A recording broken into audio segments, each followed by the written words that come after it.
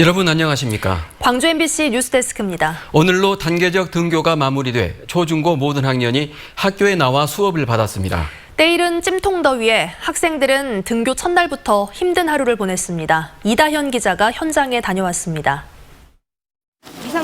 광주의 한 중학교에 학생들이 1m 간격으로 거리를 두고 서 있습니다. 전학년이 등교한 첫날. 하지만 열화상 카메라를 통과해 학교에 들어가는 것부터가 쉽지 않았습니다.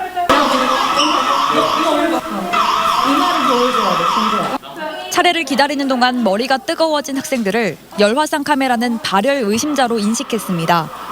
결국 그늘 벤치에 앉아 열을 식힌 다음 체온계로 다시 한번 발열 체크를 한 후에야 교실로 들어갈 수 있었습니다. 금요일에는 열이 없었을 땐 괜찮았고 화요일에 이랬거든요. 아침에 뭔가 이런 날씨는 교실 안에서도 더위가 가장 걱정거리입니다.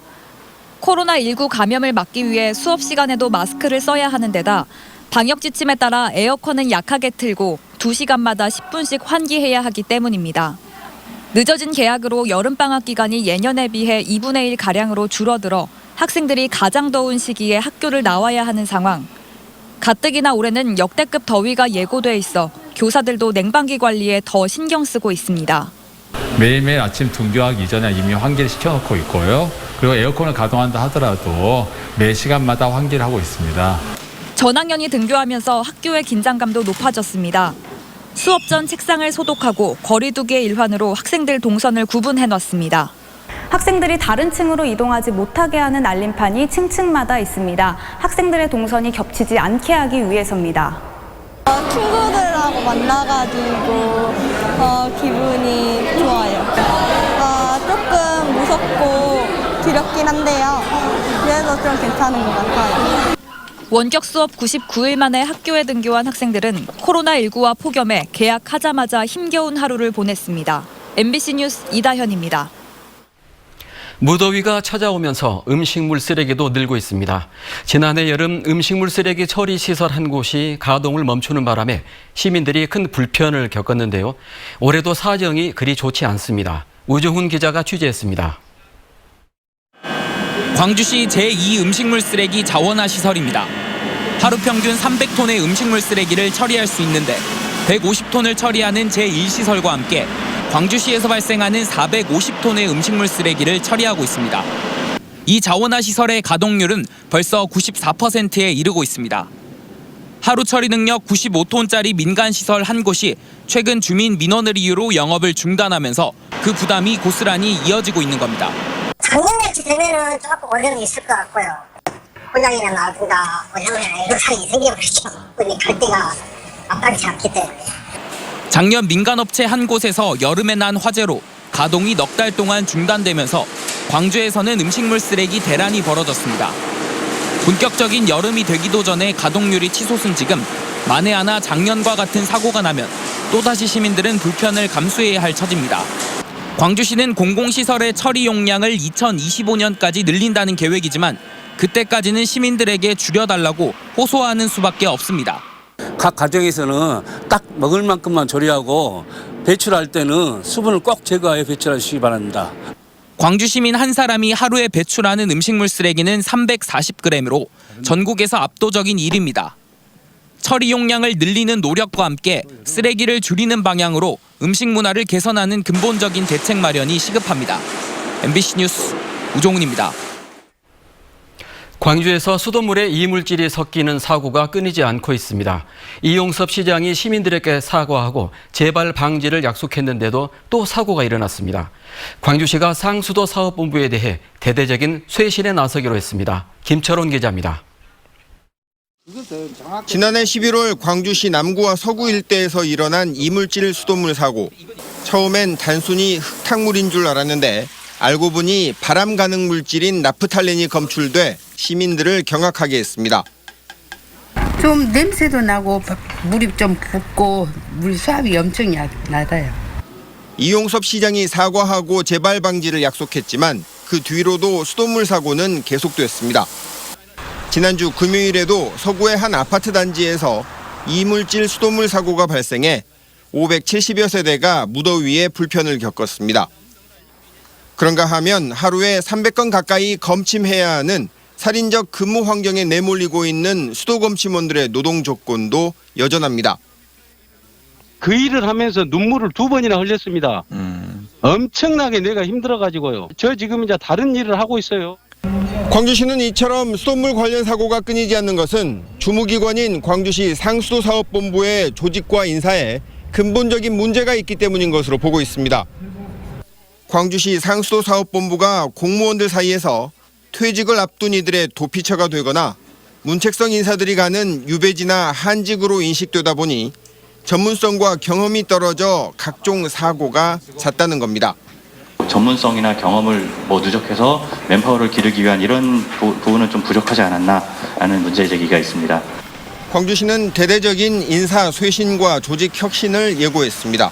전문성과 경험이 있는 직원들을 우대하고 자체 승진이 가능하도록 하는 등 조직 문화를 바꾸겠다는 겁니다. 이번에 근본적인 대책을 강구하지 않으면 이보다 훨씬 큰 대형 사고가 발생할 가능성이 농후하다. 이제 그런 위기의식을 가지고 상수도 정책과 상수도 본부를 대대적으로 혁신을 하려고 생각을 합니다. 시민들의 생활에 가장 직결돼 있으면서도 공무원들 사이에서 유배지나 휴가지로 여겨지던 조직이 새롭게 탈바꿈할 수 있을지 주목됩니다. MBC 뉴스 김철원입니다.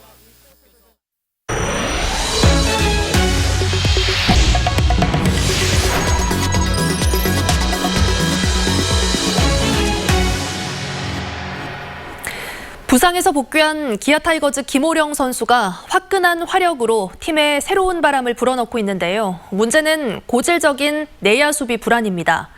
트레이드를 통해 보강된 류지혁 선수가 내야의 수비 불안을 잠재울 수 있을지 주목됩니다. 보도에 이재원 기자입니다. 자타가 공인하는 타고난 수비수 김오령. 부상 이후 펼쳐진 복귀전에서 화끈한 방망이까지 선사했습니다. 챔피언스 필드를 호령하는 김오령. 복귀전 초구가 홈런포로 이어집니다. 넘어갔어요. 3점 남았습니다. 김오령 또 하나의 홈런포. 김오령의 활약 그리고 선발진과 불펜진의 효과적인 릴레이로 기아는 롯데를 상대로 한 주중 3연전을 싹쓸이했습니다. 빠르지 말고 좀 빨리 치자라고 생각을 해서 그런 부분에서 쳤던 게 좀 적응이 빨리 됐던 것 같습니다. 하지만 두산과의 원정 경기에서는 쌓은 승수를 고스란히 반납해야 했습니다. 특히 일요일 경기의 수비 실책은 뼈아팠습니다. 8회 말 평범한 타구를 놓친 3루수의 실책은 역전의 빌미가 됐고 이는 결국 3연패로 이어졌습니다. 3루쪽. 자, 3루수 캐치하지 못했습니다. 3루수 지금 장영석 선수인데 어제도 실책이 있었고요. 포구하지 못하면서 더 큰 문제는 3루에서 발생하고 있는 실책이 계속 증가하고 있다는 데 있습니다. 올 시즌 기아가 기록한 실책은 모두 22개.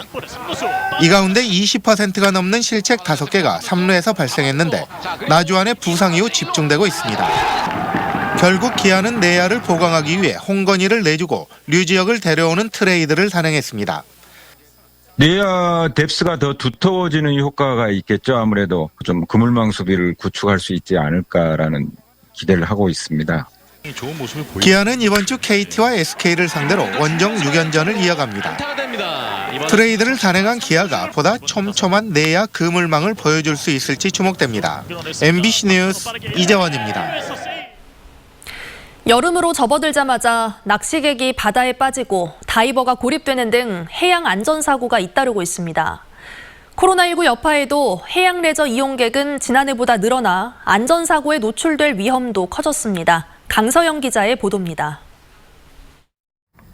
지난 6일 오전 여수시 돌산읍 인근 해상에서 아이스박스를 잡고 표류하던 낚시객 A씨가 해경에 구조됐습니다. 같은 날 오후에는 경남 통영시 홍도의 해상동굴에 다이버 2명이 고립됐습니다.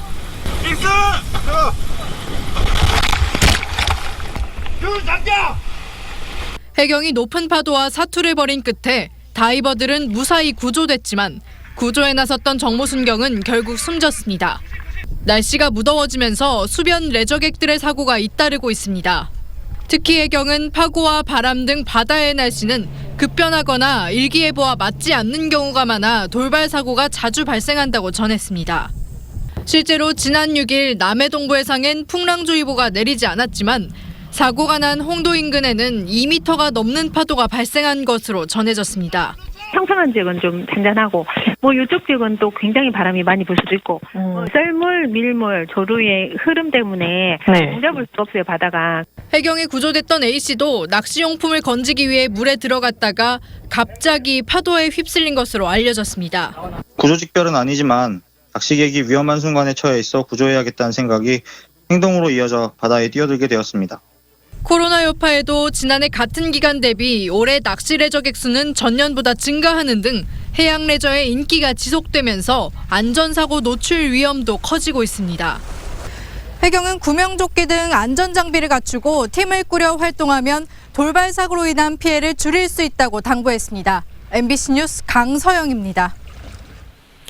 오늘 낮 12시 50분쯤 광주 서구 화정동의 한 식자재 마트 주차장에서 81살 A씨가 몰던 차량이 직원 휴게실로 돌진했습니다. 이 사고로 휴게실에 있던 마트 직원 48살 B씨 등 5명이 다쳐 병원으로 옮겨졌고 생명에는 지장이 없는 것으로 알려졌습니다. 경찰은 음주운전은 아니었던 것으로 판단하고 A씨의 조작 실수를 포함해 정확한 사고 경위를 조사하고 있습니다. 광주 백운고가 철거 공사가 시작된 이후 이틀 동안 차량을 분석한 결과 교통량은 줄었지만 차량 지체 시간은 늘어난 것으로 나타났습니다. 광주 도시철도공사에 따르면 교통대책 마련 용역회사가 지난 4일과 5일 이틀 동안 교통량과 지체 시간을 분석한 결과 교통량은 일일 평균 15만 대에서 7만 7천 대로 48%가 감소한 것으로 나타났습니다. 또 차량 지체 시간을 의미하는 평균 통과 시간은 2분 38초에서 2분 53초로 15초가량이 늘었습니다. 한전공대 초대 총장 후보자로 서울대 윤희준 연구처장이 선임됐습니다. 학교법인 한전공대는 174명의 후보자 풀 중에서 총장 후보자 추천위원회를 통해 후보자를 압축하는 과정을 거쳤고 지난 5일 이사회에서 윤희준 처장을 최종 후보자로 결정했다고 밝혔습니다. 윤 후보자는 재료공학 분야에서 세계적인 연구 성과를 냈을 뿐 아니라 대학 내에서 다양한 보직을 수행하며 풍부한 행정 경험을 쌓았다고 한전 측은 선임 배경을 밝혔습니다. 광주 사회서비스원 원장에 조호권 한반도 미래연구원장이 선임됐습니다. 광주시는 최근 보건복지부로부터 사회서비스원 법인 설립 허가와 함께 원장 등 이사 11명, 감사 2명 취임 승인을 받았다고 밝혔습니다. 신임 조호권 원장은 광주시의회 6대 의장을 지낸 인물로 이용섭 시장 선거 캠프에서 활동해 정실 인사 논란이 일기도 했습니다. 광주시는 빛고울 노인건강타운과 효령 노인복지타운, 광주시 장애인 종합복지관, 광주시 보호작업장 등 광주복지재단이 운영해온 4개 시설을 사회서비스원으로 이관할 예정입니다. 김익주 광주시 의원이 광주시의회 하반기 의장 선거 출마를 선언했습니다. 김 의원은 집행부에 끌려다니는 힘없는 의회가 돼서는 안 된다며 강한 의회, 일 잘하는 의회를 공약으로 내세웠습니다. 광주시의회 하반기 의장 선거에는 김용집, 김점기 시의원 등이 선거 출마 의사를 밝히며 경쟁하고 있습니다.